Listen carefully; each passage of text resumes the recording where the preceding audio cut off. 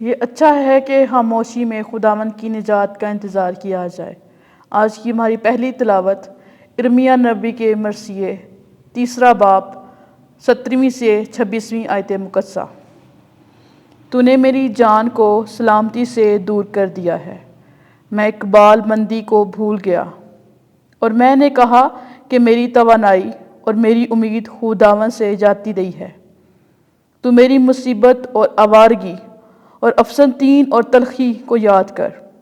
میری جان ان کو بلا ناغہ یاد کرتی ہے اور مجھ میں غش کھاتی ہے۔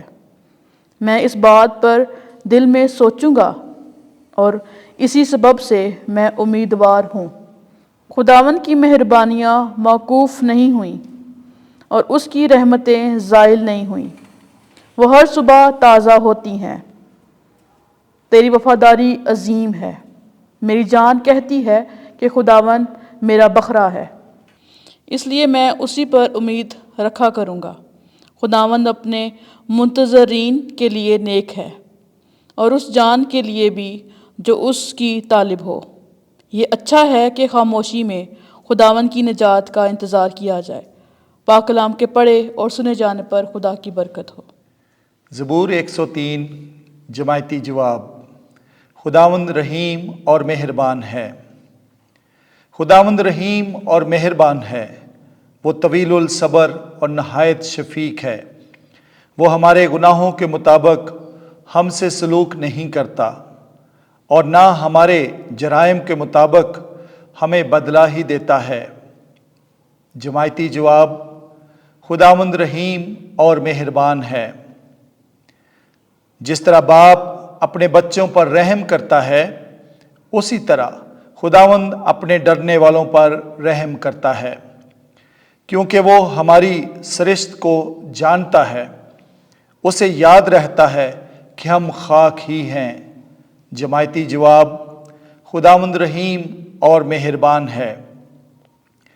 انسان کے ایام گھاس کی مانند ہیں، وہ میدان کے پھول کی طرح کھلتا ہے، جو ہی ہوا اس پر چلتی ہے وہ غائب ہو جاتا ہے، اور اس کا مقام اس سے پھر واقف نہیں ہوتا۔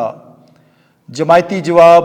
خداوند رحیم اور مہربان ہے، لیکن خداوند کی رحمت اس سے ڈرنے والوں پر ازل سے ابد تک ہے، اور اس کا عدل فرزندوں کے فرزندوں کے لیے ہے، یعنی ان کے لیے جو اس کے عہد کے پابند ہوتے ہیں اور اس کے قواعد پر عمل کرنا یاد رکھتے ہیں۔ جماعتی جواب۔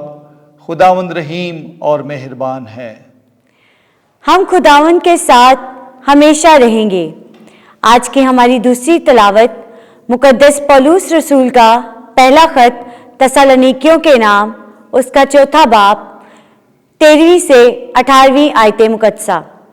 اے بھائیو، ہم نہیں چاہتے کہ تم ان کی بابت ناواقف رہو جو سو گئے ہیں، تاکہ اوروں کی مانند جو نا امید ہیں غم نہ کرو، کیونکہ جب ہمیں یہ یقین ہے کہ یسوع مر گیا اور جی اٹھا، تو اسی طرح خدا ان کو بھی جو سو گئے ہیں یسوع کے وسیلے سے اسی کے ساتھ لے آئے گا۔ چنانچہ ہم تم سے خداوند کے کلام کے مطابق یہ کہتے ہیں کہ ہم جو زندہ ہیں اور خداوند کے آنے تک باقی رہیں گے، ان سے جو سو گئے ہیں آگے نہ بڑھیں گے، کیونکہ خداوند خود للکار اور مقرب فرشتے کی آواز اور خدا کے نرسنگے کے ساتھ آسمان سے اتر آئے گا، اور جو مسیح میں مر گئے ہیں وہ تو پہلے جی اٹھیں گے۔ اس کے بعد ہم جو زندہ باقی ہوں گے ان کے ساتھ بادلوں پر اٹھا لیے جائیں گے، تاکہ ہوا میں خداوند کا استقبال کریں، اور اس طرح ہم خداوند کے ساتھ ہمیشہ رہیں گے۔ بس تم ان باتوں سے ایک دوسرے کو تسلی دیا کرو۔ پاک کلام کے پڑھے اور سنے جانے پر خدا کی برکت ہو۔ خداوند آپ کے ساتھ ہو۔ انجیل مقدس یوحنا کے مطابق اے خداوند تیری تمجید ہو۔ چھٹا باب 37ویں سے 40ویں آیت۔ جو بیٹے پر ایمان لاتا ہے ہمیشہ کی زندگی رکھتا ہے، اور میں اسے یوم آخر میں پھر زندہ کروں گا۔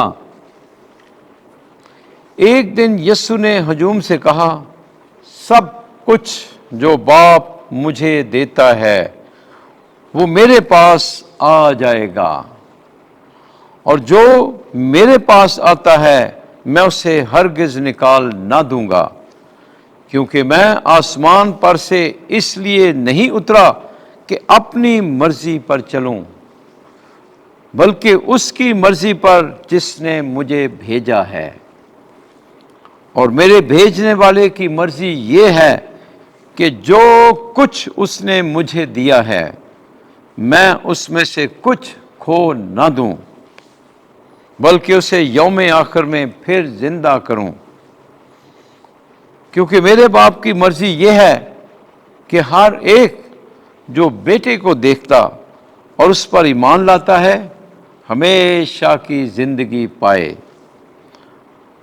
اور میں اسے یوم آخر میں پھر زندہ کروں گا۔